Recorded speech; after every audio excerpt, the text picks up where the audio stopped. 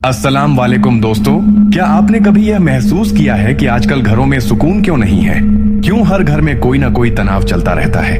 क्यों लोग एक साथ रहकर भी एक दूसरे से दूर लगते हैं? और क्यों हर दिन छोटी छोटी बातें बड़े झगड़ों में बदल जाती हैं?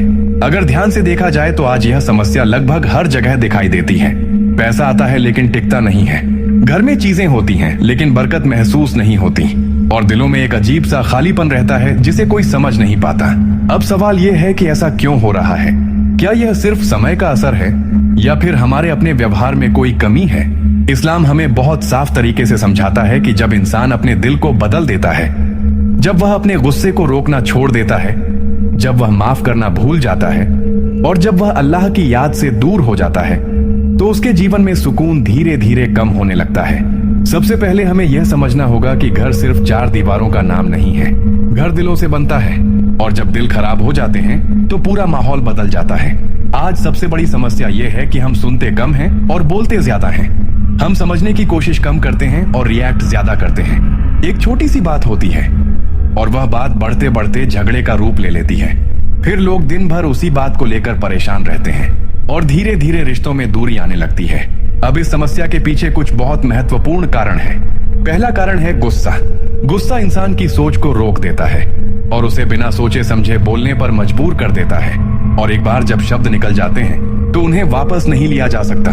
दूसरा कारण है माफी की कमी। आज लोग छोटी छोटी बातों को दिल में रख लेते हैं और वही बातें धीरे धीरे रिश्तों को अंदर से कमजोर कर देती हैं। तीसरा कारण है गलत कम्युनिकेशन। आज लोग बात करते हैं लेकिन समझने की कोशिश नहीं करते, और इसी वजह से गलतफहमियां बढ़ती हैं। चौथा कारण है अल्लाह की याद से दूरी। जब दिल खाली हो जाता है तो उसमें बेचैनी बढ़ने लगती है।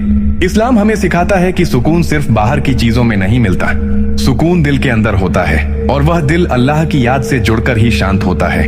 अब इसका समाधान क्या है? सबसे पहला कदम है अपने गुस्से को रोकना। जब भी गुस्सा आए तुरंत जवाब मत दो, रुक जाओ, सोचो और फिर बोलो। दूसरा कदम है माफ करना सीखना। माफ करना कमजोरी नहीं है, बल्कि यह एक बड़ी ताकत है। तीसरा कदम है नरमी से बात करना। कभी कभी एक नरम शब्द पूरे माहौल को बदल सकता है। चौथा कदम है अल्लाह की याद को अपनी जिंदगी में शामिल करना।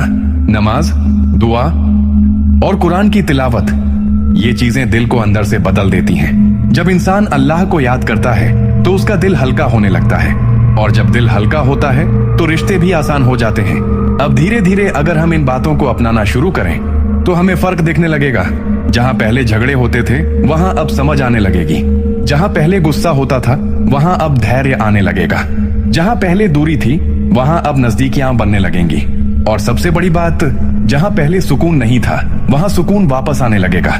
बरकत कोई ऐसी चीज नहीं है जो अचानक आ जाए। यह हमारे व्यवहार, हमारी सोच और हमारे दिल की हालत पर निर्भर करती है। अगर इंसान अपने अंदर बदलाव लाता है तो उसका पूरा जीवन बदल जाता है।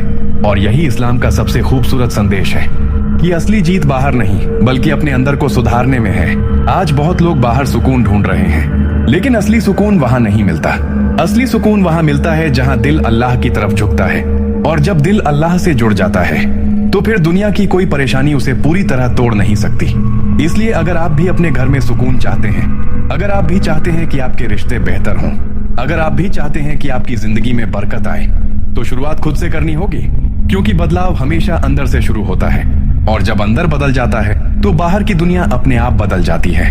तो दोस्तों, अगर आपको ये सीख पसंद आई हो और आप भी समझ गए हो कि सिर्फ पैसे से नहीं बल्कि सुकून और खुशियां अल्लाह की नेमत से आती हैं, तो वीडियो को लाइक जरूर करें, और ऐसी ही सच्ची और दिल को छू लेने वाली सीख पाने के लिए चैनल को सब्सक्राइब करना मत भूलना।